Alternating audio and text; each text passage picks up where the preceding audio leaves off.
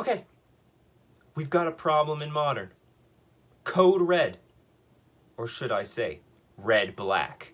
Everyone, this is Nikachu, Merfolk Master, and this deck is an asshole. There is no other way to put it. It is one of the most frustrating archetypes to ever come into the modern metagame because there is really no good way to deal with it. This is Rakdos Prowess. This is I don't know, I believe that this is the final form of what is the mono-red Prowess deck, which took other builds with like blue-red Prowess and all that other stuff, but all it's come down to is being like the biggest next evolution of Death Shadow / Jund. It comes out blazing fast with the Swift Spear, with the Soul Scar Mage, Abbot of the Carol Keep for more card advantage, as if this deck didn't need enough, and can come way over the top with Kroxa, Titan of Death's Hunger. Now, it plays so damn similarly as Death Shadow in that, like, you can play a bunch of spells, and these prowess creatures, oh my god, do they add up. You put anything, if you tap out to play any creature, I mean, they're just gonna fatal push it, it's dead, and then they're swinging for 8 or more, because they can follow it up with, like, Inquisitions and Lava Darts, Lightning Bolts. It's absolutely nuts and insane, and unlike Death Shadow, which at least would deal some damage to themselves with their mana base, this mana base is relatively clean, and they can avoid taking tons of damage, keep their life total really high. So you're already out, like, you're in trouble by turn 2. You don't want to tap out. You absolutely don't want to do that. So the alternative is to start killing the creatures. But that's not going to do it either. Okay, so you kill the Swift Spear, you kill the Soul Scar Mage. At some point, after they've ripped your hand apart with Inquisition of Kozilek and Thoughtseize, they're just going to get Lurrus of the Dream Den from their sideboard. Yeah, they neutered this thing, but this deck plays Lurrus as if it was not nerfed at all.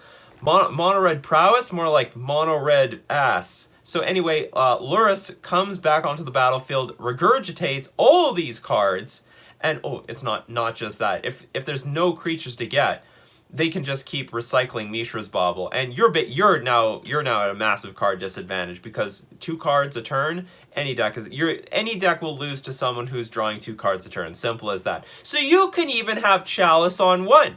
You could put Chalice on 1, and it's really not going to do anything. They have enough threats at 2 mana and at 3 mana in order to get around it, and also just draw millions of cards with the Mishra's Bauble. And I don't even, like, you would think that something like Eldrazi-tron would keep this deck in check. You would think that Chalice of the Void would be the card in order to bring balance to Modern. But instead, between Inquisition of Kozilek, Thoughtseize, more Thoughtseizes, Abrades, destroy target artifact, Angrath's Rampage, and I've seen, like, this version's using Molten Rain. I've seen versions with Kolaghan's Command. They have more than enough ways to deal with the Chalice of the Void, not to mention they could just ignore it with the Abbot of Carol Keep, going into Lurrus, into Mishra's Bauble, and just say, do you know what, have your Chalice on 1. I've lost with a Chalice on 1 a million times, and I've also just lost my Chalice a million times as if it doesn't matter. So if you have a deck playing with a lot of little creatures, it's useless. No, yeah, just pack it up. If you have 2 toughness or less, Seal of Fire, and then it just gets recycled by Lurrus every single turn. It's like a luck. It's almost like a prison deck. They get Lurrus out, they get the Seal of Fire out, they kill your thing, then they bring the Seal of Fire back, and it happens forever. And you have no damn way of getting through this unless you can either deal with the graveyard or deal with the Lurrus.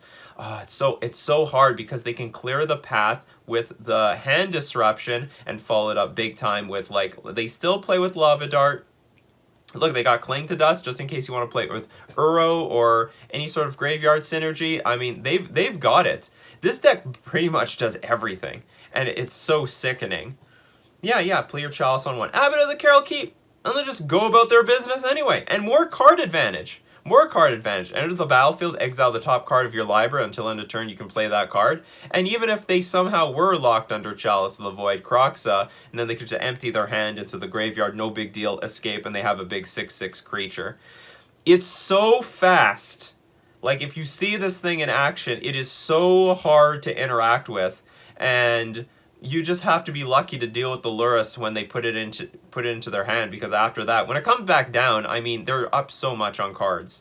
Just too much on cards. And, like, the sad thing is, I've been told that it's Uro decks that can eat this deck up. Uro! Is that the hero that we want in Modern right now? Is it? You ask yourself, do you want, is Uro the key piece to beat something like this? I mean, people are calling for the banning of Uro. And then if Uro gets banned, then what are we going to do about this? What do we do? And you know what? Like a little while ago, I was like, you know, maybe we got to ban Manamorphose. This particular build isn't even running Manamorphose. It doesn't even care because it is more like an aggro shadow deck.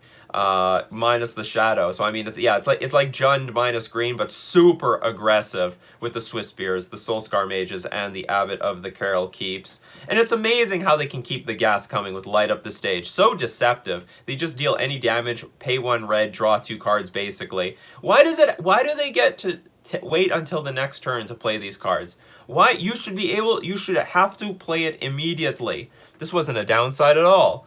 So yeah, the gas just keeps coming as if nothing else. And of course, yeah, they can use Sunbaked Canyon, no problem. I mean, this deck is just waiting for the Rakdos Horizon land, and then it's just gonna go to the moon.